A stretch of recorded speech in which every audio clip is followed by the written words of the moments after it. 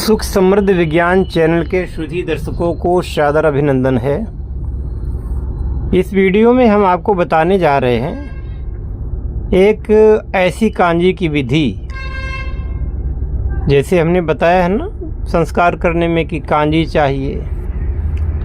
इसमें आपको वैसे तो कांजी लोग चावल से भी बनाते हैं, लेकिन एक ऐसी विधि आपको बता रहा हूँ। इस विधि को आप देखें और बहुत ही अच्छे तरीके से आप समझ जाएंगे कि यह चीज़ वास्तव में कितनी कारगर है। जो बनाएंगे, जो करेंगे, वो इसका लाभ उठाएंगे। तो आपको जैसे आधा किलो हरड़, आधा किलो बाहेड़ा, आधा किलो आंवला। अब इसमें क्या करना है कि आंवला के जो बीज होते हैं उनको निकाल देना है, हरड़ के बीज निकाल देना है, और बहेड़ा को भी तोड़ करके उसके बीज निकाल देना है। अब जो भी चीज़ बचे, बीजों को अलग फेंक दो। उन बीजों को इसमें लेने का कोई मतलब नहीं था। अब आधा आधा किलो तीनों चीज़ें होनी चाहिए, यानी कि आपको पहले इनको ज़्यादा लाना पड़ेगा, तब आपको आधा आधा किलो तीनों का मिलेगा। इसको आप पानी में डाल देंगे, इन तीनों के छिलकों को पानी में डाल देंगे।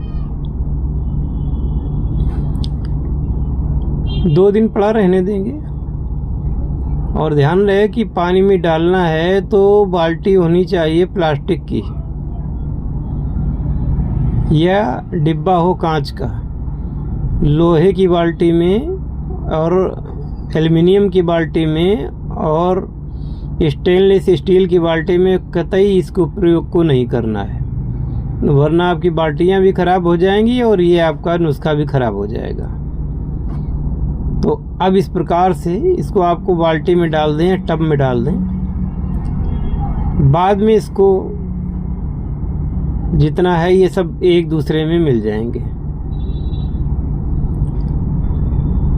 बाद में इनको निकालें तो जूसर से या मिक्सचर से उसको मिक्स कर लें, मिक्सी में मिक्स कर लें, और इसके बाद में फिर से उसी में डाल दें।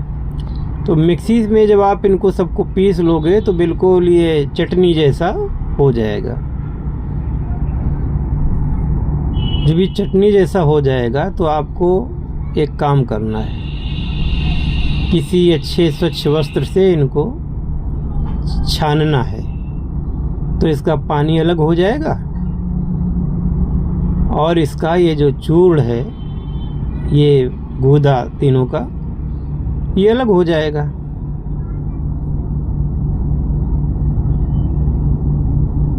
हाँ, इसी में एक काम और करना है, चलो वो अलग से बता देंगे।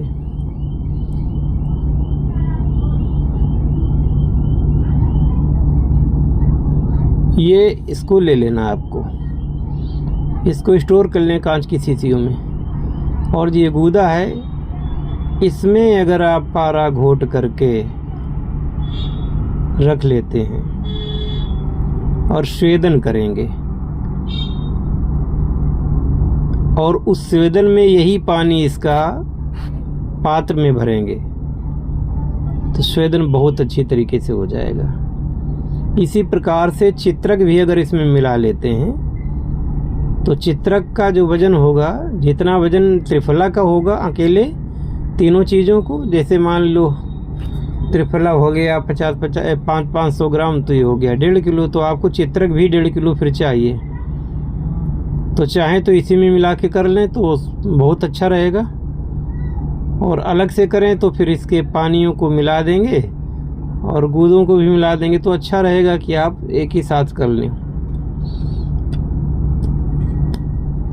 तो ये कल्क को अलग करें, और वो अब इसमें जब पारी को घोटेंगे, घोट करके आप इसको फिर उस लुगदी को कपड़े में दोला यंत्र पे पकाएंगे तो उसमें यही इसी का जो पानी है छानने पर निचोड़ने पर निकला उसी पानी को उसमें भर करके करेंगे तो ये बहुत बढ़िया काम करता है और स्वेदन बहुत अच्छे तरीके से होता है।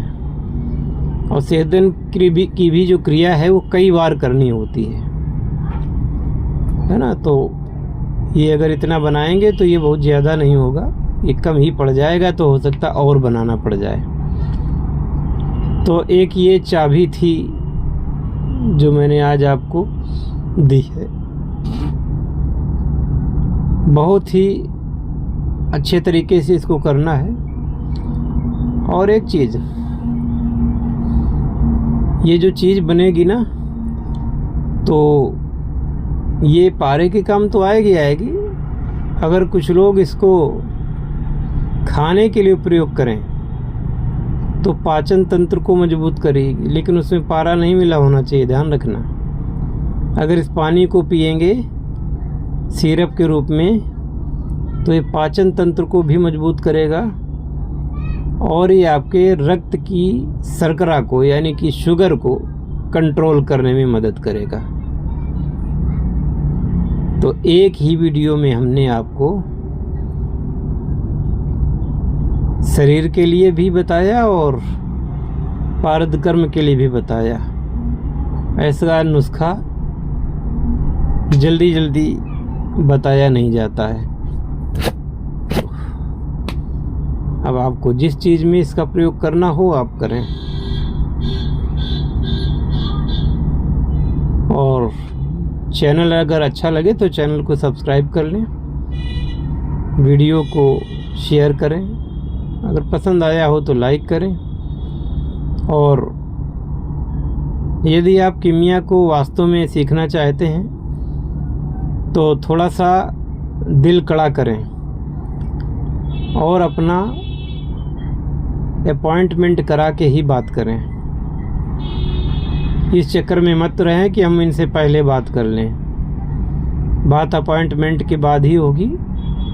और यदि वो नहीं करा सकते तो कृपया फिर संपर्क न करें।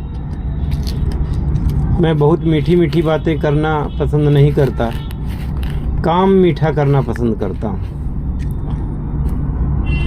तो ये तो आप जानते ही हैं कि सुर नर मुनि सबकी यह रीति, स्वार्थ लागी करें सब प्रीति। यदि आप प्रसन्न करना चाहते हैं और वास्तव में नियम से चलना चाहते हैं तो आप संपर्क करें, वरना कोई आवश्यकता नहीं है। ये ऐसा विज्ञान है जो कि एक बार अगर आपके पास पहुंच गया तो आपकी पीढ़ियां राज करेंगी। चाहे आपके पीढ़ियों को उनके पास कोई ज़मीन हो, खेत हो न हो, नौकरी हो न हो, धंधा व्यापार हो न हो, ये विद्या है तो वो राजा है। तो ऐसी चीज़ किसी को यूं ही नहीं दी जा सकती। और जो हमारी फीस भी होगी वो कोई कम नहीं होगी, है ना। तो इसलिए जो रोने गाने वाले लोग हैं वो भले ही बुरा समझें और भले ही वो कुछ भी कहें, लेकिन कृपया फिर वो संपर्क ना करें, दिल कड़ा करके ही आप बात करें।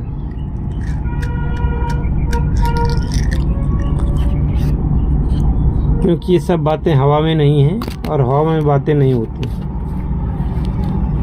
आशा है आप मेरे कहे हुए कुछ समझ गए होंगे और इस चीज़ की महत्ता को भी समझ गए होंगे। तो इसी के साथ मैं इस वीडियो को यहीं विराम देता हूँ। मिलते हैं अगले वीडियो में। जय शिव शंकर, जय भोलेनाथ, हर हर महादेव।